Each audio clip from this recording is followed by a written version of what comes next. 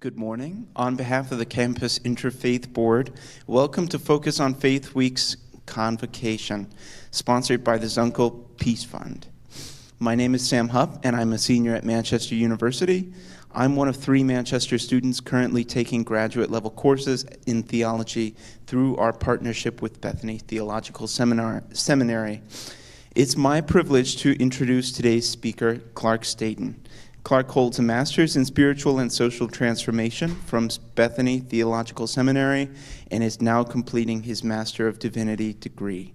He also has completed his clinical pastoral education at Ascension St. Vincent Hospital in Indianapolis, where he will continue in full-time medical chaplaincy following this graduation this spring. His talk, Opening Doors, A Chaplain's Journey, reflects his path into healthcare chaplaincy and the insights he has gained about himself and about meeting people of many faiths and no faith. Please join me in welcoming Clarke Staton.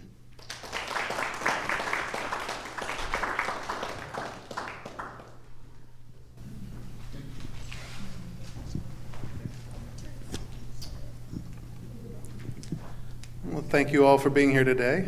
Thank you, Dr. Brown, for allowing me to be here with you. And thanks, Colleen, for the cup and the other help earlier. My name is Clarke Staton, and I am a Master of Divinity, or MDiv, student at Bethany Theological Seminary. My next step is to actually start working full-time as a chaplain.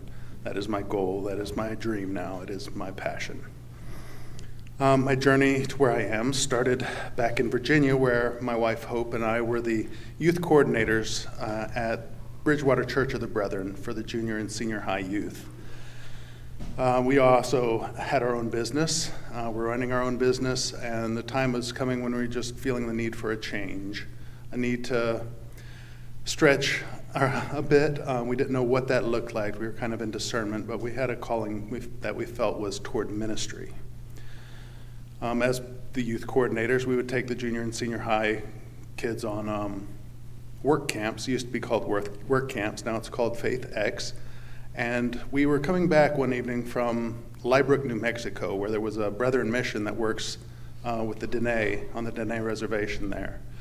And it is a needs-based mission.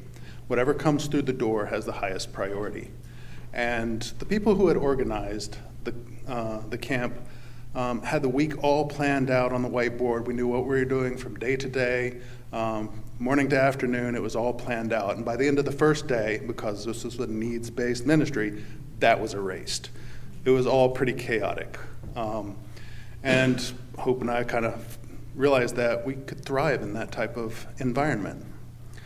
So we were on the way home from Baltimore, the airport in Baltimore, down to the Shenandoah Valley in Virginia. And in the van, we were talking about how we felt the camp went, how we thought the youth did, how proud we were of them, how they just jump in and were working so hard. And we also were talking about Bethany and our finances again, because while we were there, we'd spoken to a Bethany grad who told us about the Pillars and Pathways program. It no longer exists. It is now called Bethany Bold, but it is a program that allows you to get your education, books, all that, and not accrue any more student debt.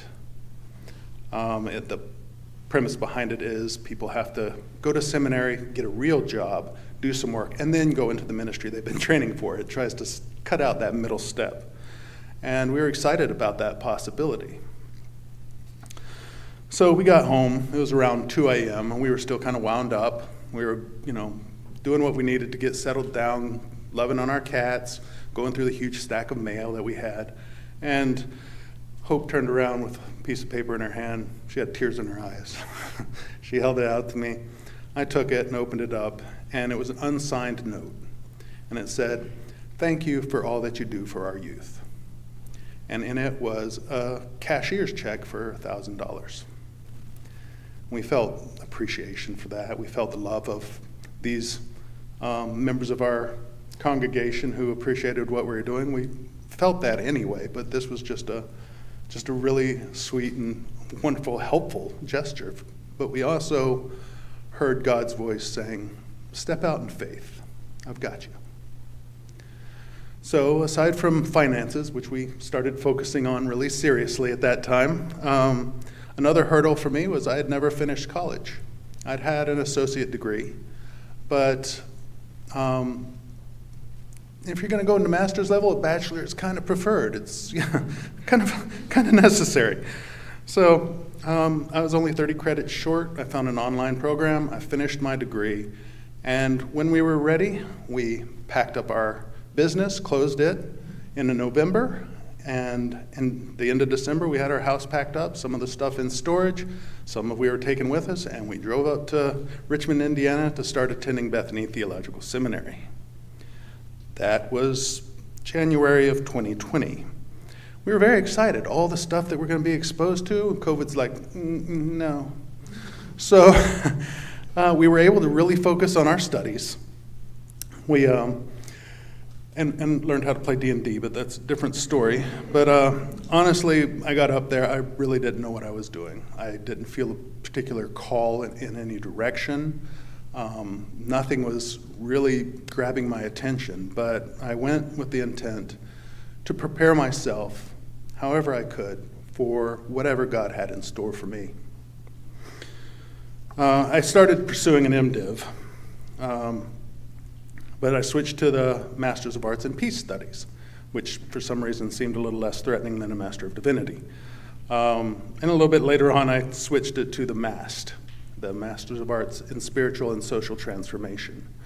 That had a couple of different paths you could take. It had peace building and community engagement, nonprofit leadership, but what really appealed to me was the spiritual practices and direction path. So that includes 2 years of training as a spiritual director through Oasis Ministries. And I loved it. I loved the practices of deep listening, the personal spiritual exploration that went on during it, and working with my classmates in our peer groups as we tried to figure our way out into this work. Coupled with my other classes, it was all a very transformative experience. And by this time, Hope had found a job with a nonprofit in Indianapolis. We had moved there, and she was a short while before finishing her Master of Divinity at Bethany as well. She finished first. But I don't know what the thought was that kind of spurred me into, I wonder how my training as a spiritual director would feed into being a chaplain. But I decided to ask. I spoke to Dan Poole. He's the assistant professor of ministry formation at Bethany. And he's like, "Oh yeah, I can get you some ideas, some courses that would be good, and I'll get back to you." So I was waiting for his call, but in the meantime, a week later, we were at Bethany for Hope's graduation, and I saw Steve Schweitzer, who's the academic dean at Bethany. I was like, I should ask him this question. So I walked up to him. I was like, Dean, Sean, let me get his name right. Steve, could you tell me, I was wondering about how many credits you can transfer from one degree to another so that can be double counted. And he was like, oh, yeah, Dan said that you were going to be pursuing an MDiv. And I said, I'm doing what now? So 1 year later, summer of 2024, I found myself going through the front doors of Ascension St. Vincent to become an intern with the clinical pastoral education program there.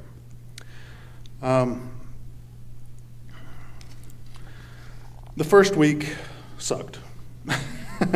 It was the worst. No, it wasn't really. It was, you get your lab coat, your uniform, you get your badge.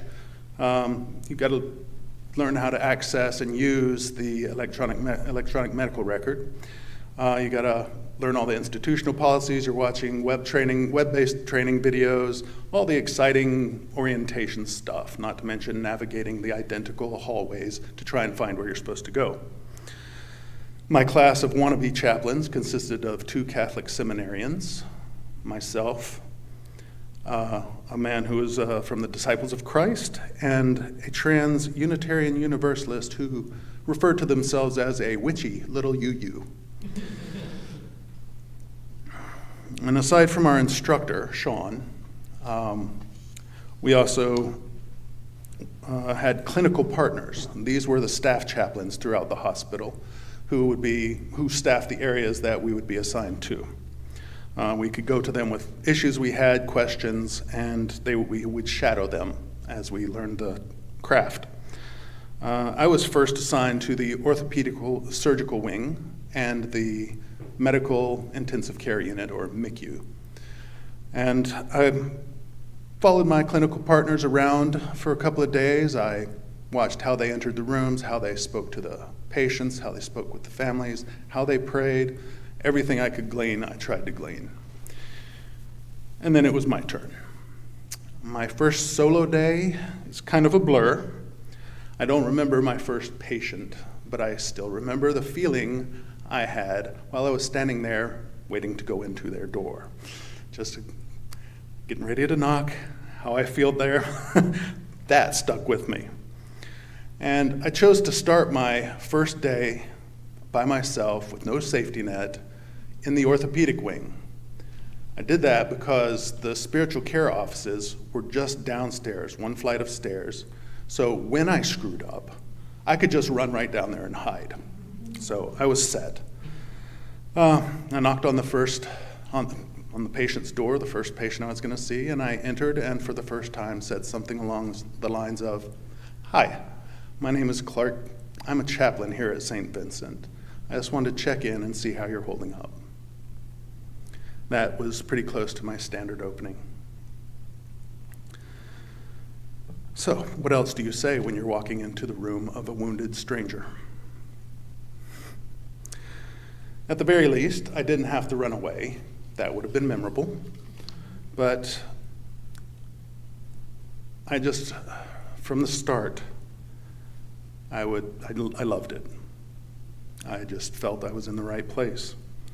Every day, I would print out my census, which is, what rooms are on the units that I'm working on, what the names of the patients are, religious affiliation, if there is any. And working in the orthopedic wing, of course, is dealing with people who've had, structural injuries or just wear and tear, amputations, all kinds of stuff. But I would start by seeing the people who had not been seen by a chaplain yet. How many times I visited a patient might vary depending on, of course, their length of stay. Now, the goal of a chaplain is to meet the person where they are, how they are, and not try to fix anything. That's hard for me because I'm a fixer. If it's broken, I want to fix it. That includes people, and that's not what I'm there to do. I was there to support them any way that I could. Through deep listening, I could pick up on cues indicating their state of mind, faith issues, lack thereof, despair, fear, sorrow, even joy and gratitude. Sometimes they would ask for prayer, they could ask for communion, they could ask for baptism. All of these I had resources or could do myself. Sometimes I wasn't wanted. Sometimes I had conversations that just helped a bedbound person pass some time. It could be a minute visit to 90-minute visit. And I've forgotten a lot of the patients that I've seen, but there are some that I'll never forget. Every day was similar, but it was never the same. When I moved from the intern program into the residency year-long program, I was exposed to more areas throughout the hospital. I still worked the medical ICU, but I also worked in medical specialties, worked in oncology. I worked in a number of different areas, including trauma neuro ICU and the emergency department. St. Vincent's is a level 1 trauma hospital. And that means helicopters, ambulances are coming day and night, dropping off patients. So you never knew what you're going to walk into. One door I walked by was opened. I remember this was in the orthopedic wing, and there was a man sitting on the edge of his bed. I stopped, knocked, and he said I could come in. So he was sitting on the edge of his bed. I could see he was tense. He had one leg tapping, like this guy is in the midst of deciding flight, fight, what? His abdomen was bandaged. And it turned out he was a relapsed alcoholic who was just going through it, and that included the glass coffee table that caused his injury. While I spoke with him, I sat there for a few minutes and spoke with him, and I tried to draw him out, and eventually I was able to. He started speaking about what had happened, what his obstacles were, some of the things he was facing, including possible jail time. I could offer support, I could offer encouragement, but I could not tell him what to do. I allowed him to work in that direction. I was able to stay out of the way and let him work to the conclusion that was going to serve him best. He asked for a prayer, which I offered, and I concluded with the Serenity Prayer. As I said, he was a relapsed alcoholic, and the Serenity Prayer is something that is commonly said throughout AA and NA groups. God, grant me the serenity to accept the things I cannot change, the courage to change the things I can, and the wisdom to know the difference. He prayed that with me. Again, I wasn't there to fix him. You can never fix anyone. I wasn't there to judge or tell him what to do. I was there to listen. I was there to let him know that he was seen and that he was heard. What does that feel like when you are heard? Not just someone's listening to you, but you are heard. And something deep and personal is expressed, and you feel that person has heard you. Comforting, empowering. Imagine feeling that on one of the worst days of your life. That is the offering that chaplains bring. This is the ministry in which they work, and that is where I want to be. Being a good chaplain means engaging your empathy. And contrary to some popular beliefs, being empathetic is not a weakness. It is actively engaging in peace building. It is actively engaging in building community. And it is in real engagement with another beloved child of God. For me, it is a Christ-centric life. For me, that is strength. Now, Ascension is part of the Catholic healthcare system, but as you've heard, they're fairly open ecumenically. And the diverse and denominationally diverse and ethically diverse group of chaplains I worked with were amazing people. They were kind, caring, devoted to giving the best possible care they could for everybody who was in their care. They also helped wayward CPE students like myself. One of the things we had to get used to as an intern and as a resident was COD shifts, C-O-D. Weekend COD shifts were when we would be the chaplain on duty. We'd have a pager, we'd have our special phone, and that meant we were the chaplain for the entire hospital. We were responsible for any call that came in. We would shadow, in preparation, we shadowed some of the staff chaplains on their weekend shifts so we could see the paperwork that was necessary. We got our, again, the pager, how to use the pager, how to use the phone. And then they left us to it. It was all us. No safety net again. Not intimidating. But the interns had weekend day shifts. It could be 7 a.m. to 3 p.m. or 3 p.m. to 11 p.m. As residents, they're going to use you a bit more. You're getting some money now, so we're going to let y'all do the 11 p.m. to 7 a.m. shift. Sometimes you could sleep. A lot of times, your pager went off. TC1, trauma code 1, I'm booking it down to the emergency department for whatever's coming through the door.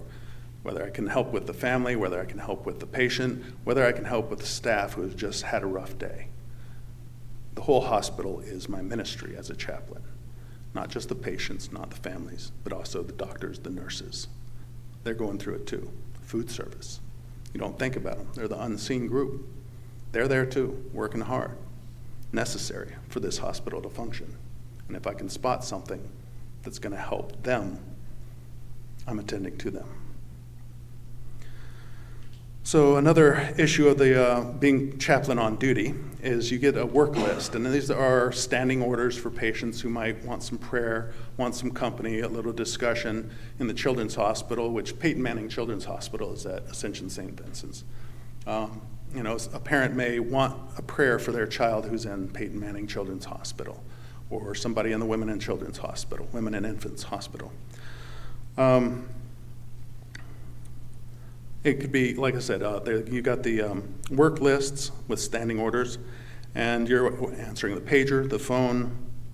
Sometimes it's just simple calls from one of the units, from a nurse who thinks a patient could benefit from a visit. One of my earlier ones, I got called to the oncology ward, and there was a man there. I got to the unit and spoke to the nurse, and she said, "This man is dying. He's actively dying," is the way they term it. He has no family here, no family that can get here in time. I just thought maybe you could go in and offer a prayer or something. So I went in, and as protocol, I put gloves on my hands. You gotta maintain hygiene when you're in a hospital, but put gloves on my hands. I went in. He was sitting there doing what they call fish out of water breathing. It's a gasp. The body's working hard to get air, but the body is getting tired. So I went in. He had his phone on his chest, and it was playing gospel music. I sat down with him. I talked with him for a little while. He couldn't really respond, so I asked if he'd like a prayer, and he could nod. So I prayed with him. But as I sat there, he grew weaker, and I peeled my glove off. And at first, I rested my hand on his, which was under a blanket, but then I pulled the blanket up and held his hand until his breathing stopped. And it took me a couple of minutes, but I cleaned my face off, wiped my tears away, walked out into the hall to the nurse and said, "He's gone." And she said, "Thank you for coming." Now, oncology patients are often on their units longer than a lot of other medical areas. So the staff gets to know them, gets to form a relationship with them. So I asked, "How are you?" She had sad eyes, but she said, "I'm fine, thank you for asking." So I turned and went on with the rest of my shift. One of the other areas I work in was the trauma neuro ICU. When you hear trauma and neuro, you know that there's going to be some serious, horrible injuries that arrive there, and the beginnings of some very sad stories. One of such, I was called into a woman's room. She had been on a golf cart, fell off, hit her head, and there was no brain activity. She was not going to survive.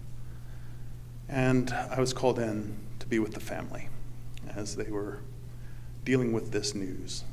This was a young mother. I walked in, there was a nurse doing some work on a machine. There was a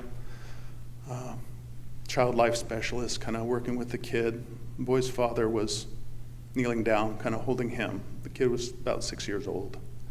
And there were other family members standing around, all of them with the knowledge you can see in their eyes. And I introduced myself and I asked if there was anything I could do. And the father looked at me and says, "Yes, my son would like you to teach him to pray for his mom."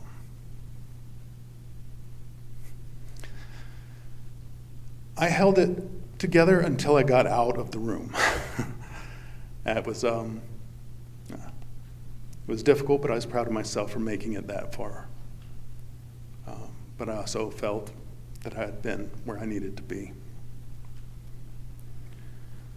One door I had trouble finding was in the Peyton Manning Children's Hospital. I was supposed to go pray for a child. His parents may or may not be there. It was a weekend, so it was likely that they would not be there. And so I went to find Michael. And I'm going, again, this is me early on, learning the maze of places. And I went up to the nurse's desk that I thought was near where his room was. And I said, "Can you tell me where Michael's room is?" And she said. So I turn around, and there's a big door that's decorated that has big letters that says Michael. I said, "Thank you." She's like, they're trying to work with him on his strength right now because he'd been bedridden for a while. His muscles were weak. And so they're trying to get him to stand and work on his muscles. And I was like, "Well, I won't interrupt. It'll be fine." So I stepped in, and the two people who were trying to get him up and out of bed to stand and work, they wanted to get him to turn around and face the bed so that he could work on a puzzle. There was a nurse waiting so he could take the sheets and clean the bed and then replace the sheets while the child was up. He wasn't having any of it. He did not want to get out of bed. He did not want to stand up. He didn't want to play their stupid games. And they were just, you could tell they were just frazzled. They didn't know what to do. And I had this little thing, if you notice, I've been fiddling with. I'm a fiddler. I had this little ring in my pocket. So I saw they were having some trouble. And I walked in and I was like, "Excuse me, I'm trying to find something. I have a prize for the shortest person in this hallway. I need to find the shortest person. Can somebody help me out? There's a prize involved, so please, can you help me out?" And of course, the two people who were working with him just latched right on to it. They're like, "Oh, did you hear that? There's a prize. If you stand up, he can see how short you are."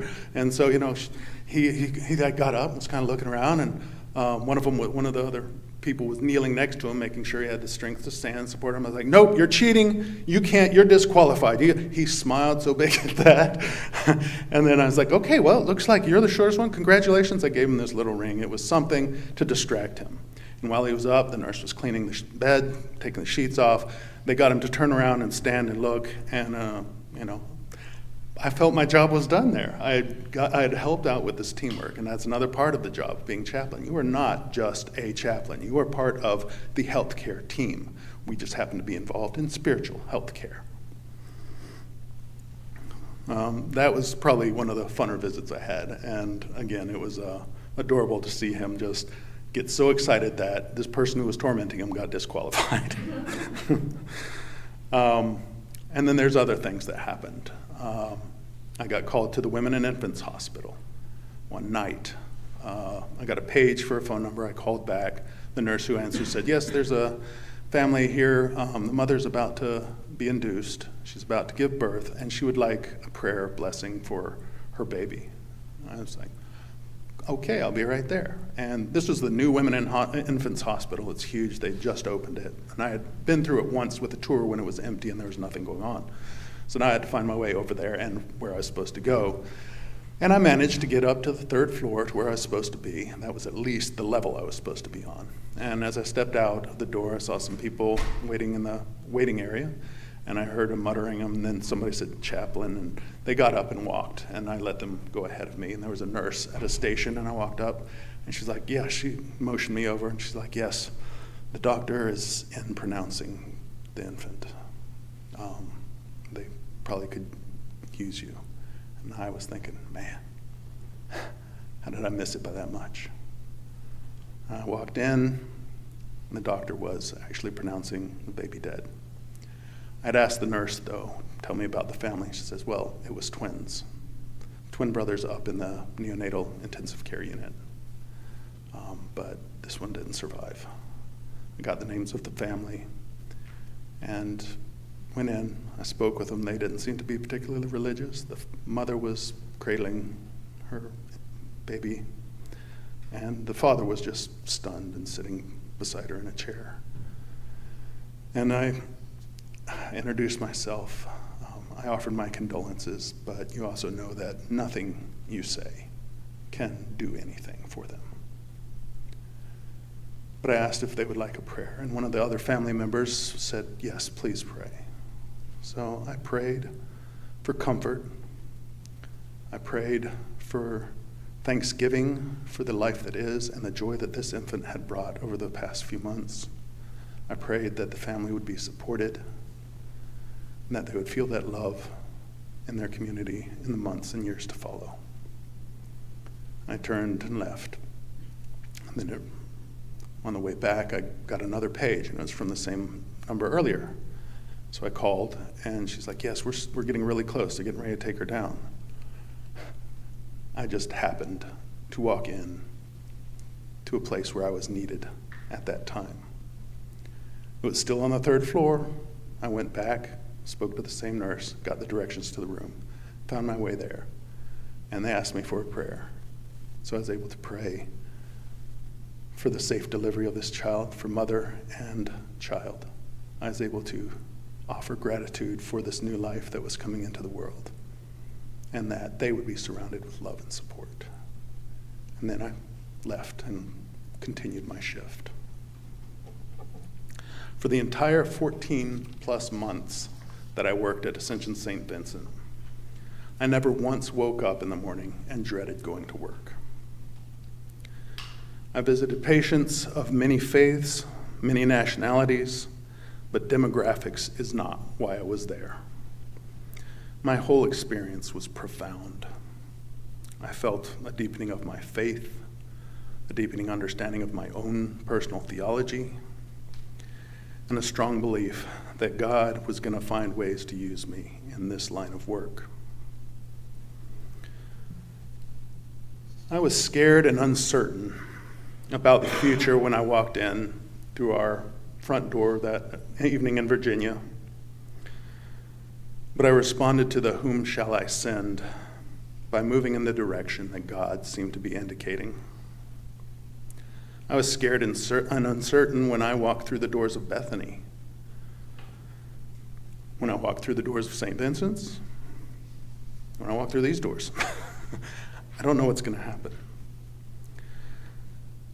But each step I've taken has been taken in faith, and each step has been blessed with, just filled with blessings that I just could not have anticipated, couldn't have imagined. God doesn't want me to change into what I think they want me to be. They want me to change and be fully myself so they can use me wherever I am. Now, I believe I'm called to chaplaincy in a healthcare setting, but if that ends up being somewhere else, there's plenty of other paths that chaplains can follow. Hospice, disaster relief, prison ministry, movement chaplaincy. There's all kinds of resources, and Bethany now includes a chaplaincy preparation certificate if you're wanting to move that way with your MDiv. There are always going to be times, I know, when I'm scared and uncertain about what the next step is, what the next door is going to reveal. But I have faith in what I'm called to do. I do it well. And I'm willing to do it wherever I am. And that gives me comfort. Looking back, I'm also humbled on what has been given to me, and grateful that God has been with me through it all. I'm grateful beyond words, and I'm grateful I could share this with you today. Thank you.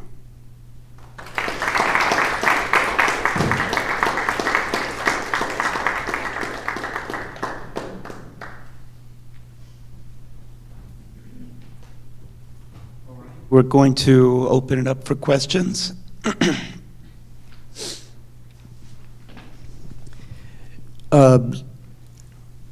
Apparently, these are very vulnerable people, Yes. very vulnerable times. So you act as a validator and a facilitator to try to path them through there.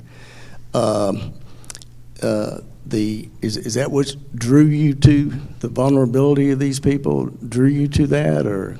I'm a fixer, and I wanted to Right. fix, but I don't think it's just the vulnerability that did it. It is, for me, it's service. My faith lies in service.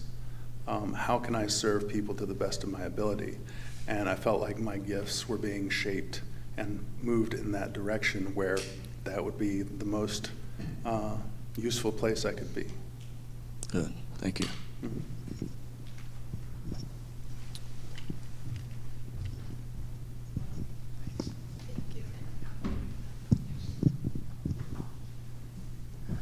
Okay, so I work in healthcare, so I've worked with chaplains before, and I've talked to them, and I think it's a really good, way to help people and individuals through what they're going through. But how do you think that other, family members and residents or patients feel like that you're at use for them to help them through their progress of healing?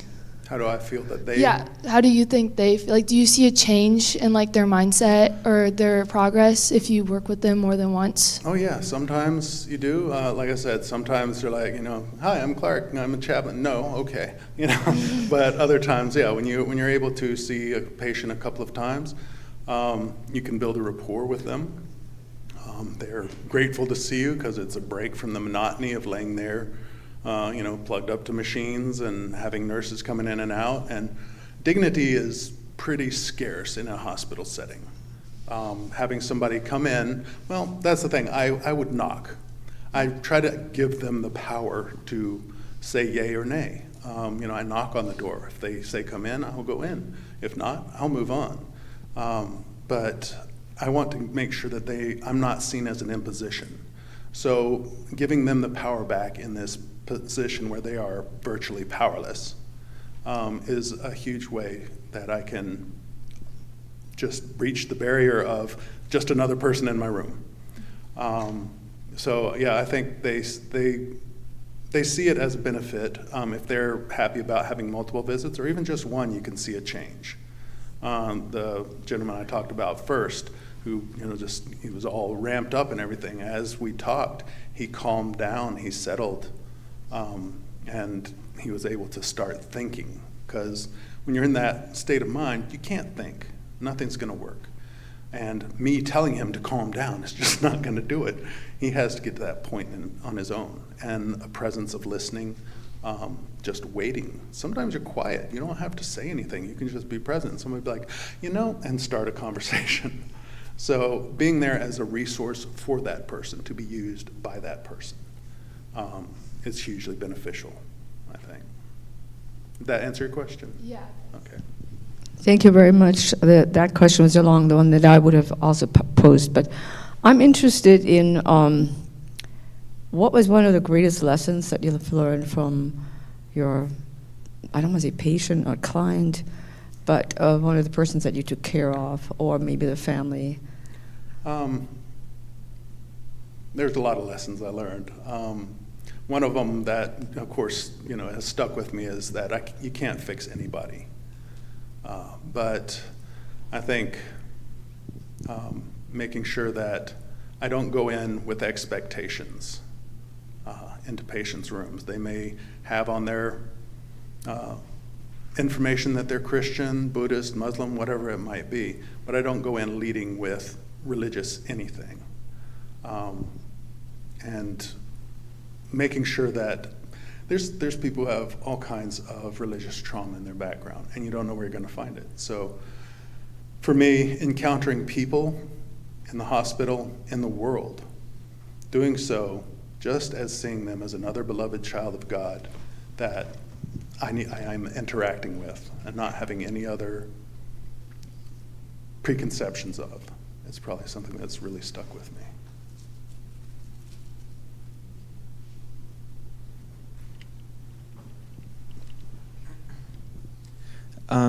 You encounter so much suffering on a daily basis, and I'm sort of wondering how you deal with that on a personal level. Do you struggle with feelings of detachment at certain points, or how do you cope?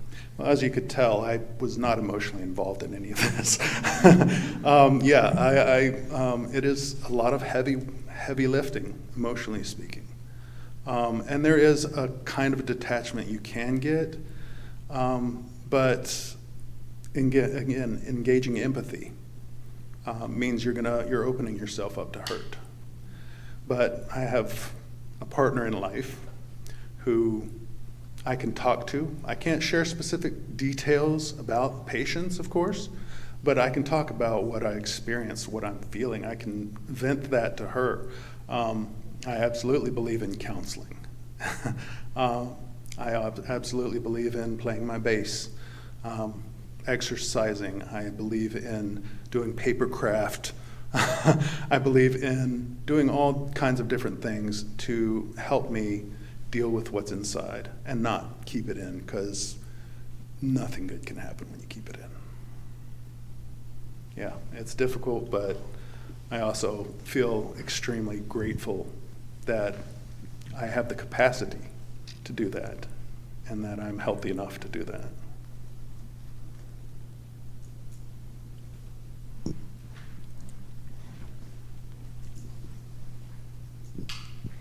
I have a question that builds on the points of being in very vulnerable spaces, about the ethics of chaplaincy and what kind of guidelines you are given through your training or through the institution to protect people in that spot.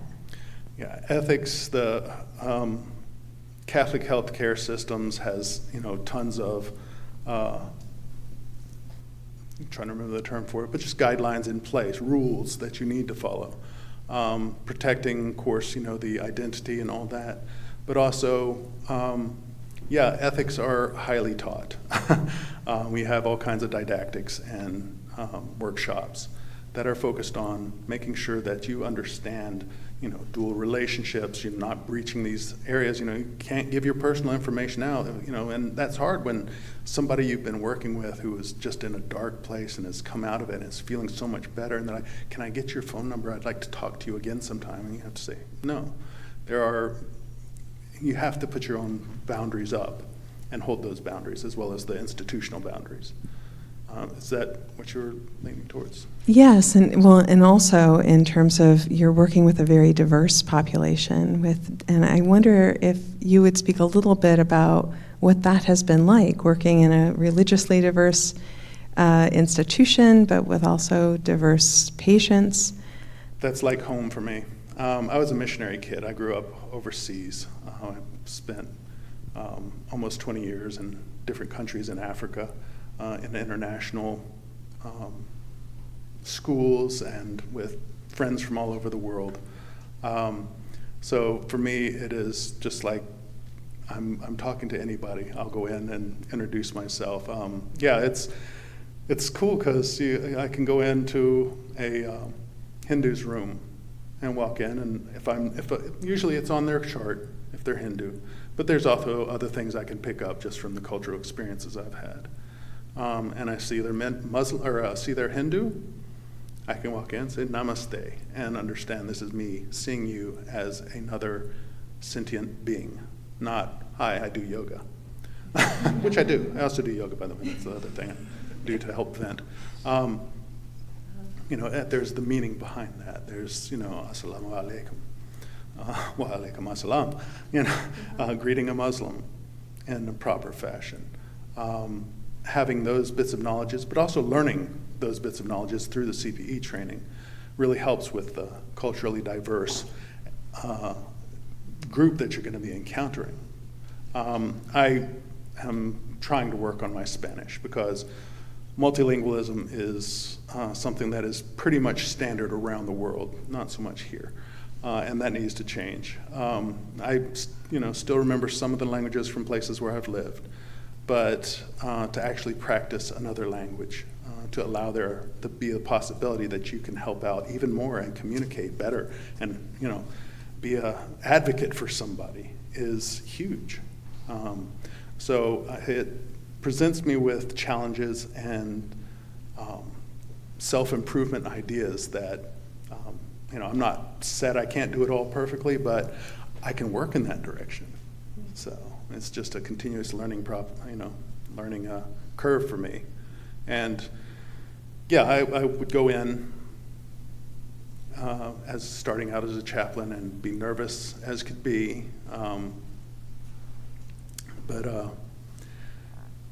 Imposter syndrome is just still a problem even at my age.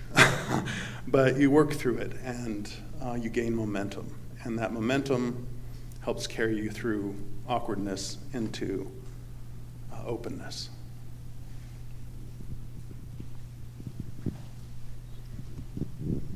I really appreciate the model that you've described of a chaplain being present present for the full hospital and not just for patients. Can you explain a little bit more what that has looked like in your experience? Yeah. Well, like I said, in oncology and other wings too, trauma neuro is the same way. That's a very intense atmosphere when nurses are caring for 2 or 3, severely wounded people, doing all they can. Their families are in and out. They're usually in there. Usually a short visit in the trauma neuro ICU is a week, but there are months that happen with patients, and they get protective of their patients. They get to know them. They get to know their families, and as chaplain, we're involved in that as too, to a lesser degree. But when a patient passes, when the Indiana Donor Network comes in, they're going to actually have somebody be a donor. Everybody's crying. Everybody's feeling, well, not everybody, but most people are crying. The people who work with them the most are crying. We would do an honor walk for people like that. We would line the hallways, staff would line the hallways as they wheeled them out and took them down to the elevator. It's very moving to be a part of that, but it's also a time for me to look out and see who's about to lose it, who needs a shoulder, who needs to just take a walk up and down the hallway, who needs to be sat down in a room quietly and allowed to grieve. And there's other times where, a staff member will grab me and say, like food service, for example. There was one nurse, she grabbed me and she's like, "Hey, this is so-and-so, and he's having a rough time. Could you speak with him?" And I said, "Sure." And he's one of the guys who delivers the trays to the rooms. Again, these are people who just move almost unseen through the hospital.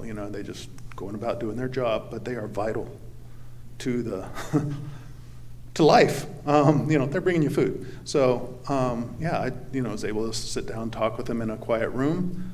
He was having girlfriend issues and home issues, and but things weren't as bad as they were while they were all bunged up in his head. And so able again sit there, listen, let them talk these things out, ask open-ended questions. What would happen if this happened? If you did this, or leading them on to delve deeper into what's going on, and allowing them to okay, I'm better. Okay, I got to go deliver. But you've given them just a short time where they could exhale, for lack of a better word, just set down some of that weight. And I've worked with all kinds of staff members in that situation. So.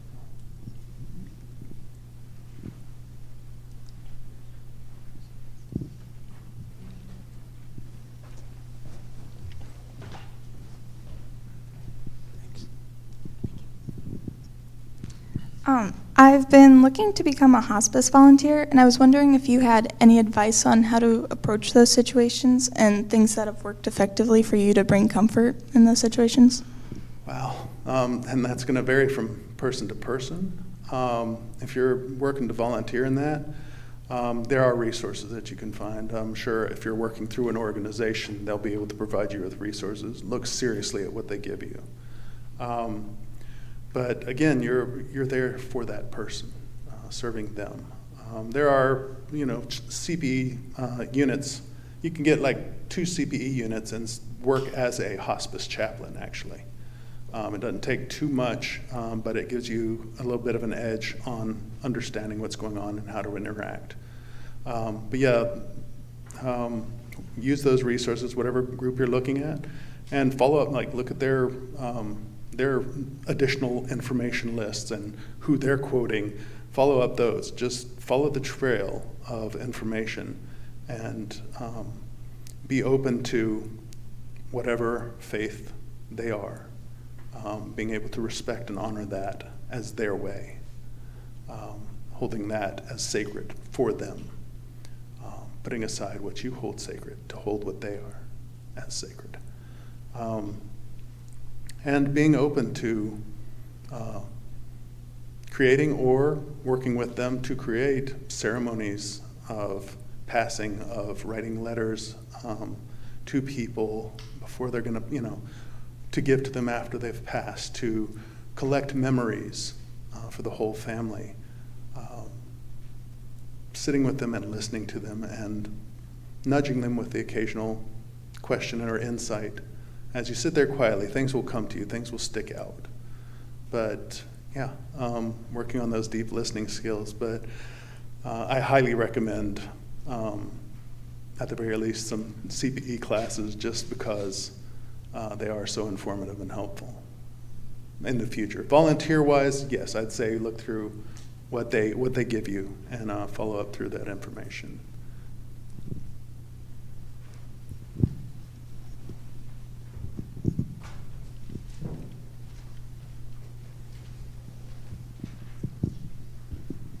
I'm really curious about more of the practical part of behind the scenes. I recognize that people have religious trauma, right? And so how does the hospital vet the potential chaplains, and how are you accountable for what you're doing? And I'm really curious about the paperwork that you've mentioned several times. What does that entail? Well, not the paperwork. Well, you go through an interview process. I went through an interview process to become an intern, and that was with the head of the CPE department before I came in. And they're just checking up to make sure. They're going to do background checks, all that, to make sure that you will be safe in that. But also part of the CPE training is to see if you're a fit for it or not. And you're going to find out pretty quickly. In my residency group, we had somebody who this was not what they were going to be doing. By the time they finished, they were already checked out. They'd already found another job, found another direction. The first part of it was really rough because they were constantly bucking against the system and, questioning things that were fully explained but didn't get it. And they realized that. And the rest of their time there, it was fine. They asked for help when they needed, but they understood a little better the mechanics of what could be done. And yeah, we're vetted in that way. We are responsible for writing up charts on all the people that we visit, so they can be followed up with by other chaplains if necessary. It could be the staff chaplains or the chaplain on duty, whatever. But our charts are there, and they're in as part of the medical record. If the visit is longer than hi, oh, you don't want me, then you're going to make a special document that goes in and talks about what you said, how they reacted, techniques you used, all of that. So there is a paper trail to follow, and if there's a complaint, it's in the medical record and it can be followed back. Thankfully, none of that had no real issues with any of my groups or anything. Heard tale of it and oh yeah, they were gone quick. But yeah, it's there's accountability and there is a trail to follow. So does that answer? Did you ever question your faith or your calling throughout your journey? And if so, how did you go about it? I question constantly. We were talking about this earlier, how for me, doubt is not the opposite of faith. For me, certainty is the opposite of faith. I feel like I'm supposed to question because that allows me to learn, to grow, and feeds my curiosity, which feeds my empathy. All this just builds on building my faith, trying to find the answers for my faith, for what works for me, and my own theology, again. Yes, I question, I doubt, I sometimes just feel void, like I don't feel God at all. Is there a God? Yeah, those questions come to me, but I also believe, whether I feel God or not, I believe God is there, and I keep moving forward, truly believing that God will be able to use me wherever I am, however I am, and I need to prepare myself as well as I can so I can be as great a use as I can.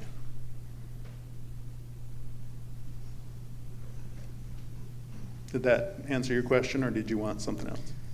Okay. I think we have time for one more question.